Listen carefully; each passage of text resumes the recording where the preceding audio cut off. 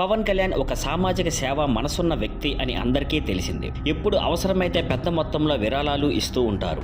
ఈసారి తన అధికారిక హోదాలోనే మంత్లీ జీతాన్ని పిఠాపురం అనాథల కోసం విరాళంగా ఇస్తున్నారని ప్రకటించారు. తాజాగా ఆంధ్రప్రదేశ్ డిప్యూటీ సీఎం ఆఫీస్ నుండి వచ్చిన సమాచారం ప్రకారం తన ఎమ్మెల్యే జీతాన్ని పిఠాపురంలోని అనాథల కోసం విరాళంగా ఇస్తున్నట్లు తెలిపారు. శుక్రవారం మంగళగిరిలోని క్యాంపు కార్యాలయంలో పిఠాపురం నియోజకవర్గానికి చెందిన 42 మంది అనాథలకు నెలకు 5,000 చొప్పున సహాయం ప్రకటించారు. మొత్తం 2,10,000 రూపాయలు తన జీతం నుండి ఇచ్చారు. అందులో 32 మంది పిల్లలకు ప్రత్యక్షంగా సహాయం అందజేశారు. మిగిలిన 10 మందికి జిల్లా యంత్రాంగం ద్వారా అందజేస్తామని తెలిపారు. ఈ సందర్భంగా పవన్ కళ్యాణ్ మాట్లాడుతూ రాష్ట్ర ఆర్థిక పరిస్థితిని దృష్టిలో ఉంచుకొని ఎమ్మెల్యేగా గెలిచిన తర్వాత జీతం తీసుకోకూడదని నిర్ణయించుకున్నాను. నేను గెలిచిన పిఠాపురం నియోజకవర్గంలో ఉన్న అనాథల భవిష్యత్తు కోసం, వారి చదువు కోసం ఈ జీతాన్ని ఉపయోగిస్తాను. నేను ప్రభుత్వంలో పదవిలో ఉన్నంతకాలం జీతం మొత్తాన్ని అనాథల కోసం ఖర్చు చేస్తాను అని చెప్పారు. తన పదవీ కాలం మొత్తం పవన్ కళ్యాణ్ తన జీతాన్ని అనాథల కోసం విరాళంగా ఇస్తూ ఉంటారు. ఇది చాలా గొప్ప మరియు స్ఫూర్తిదాయకమైన నిర్ణయం అని ప్రతి ఒక్కరూ ప్రశంసిస్తున్నారు.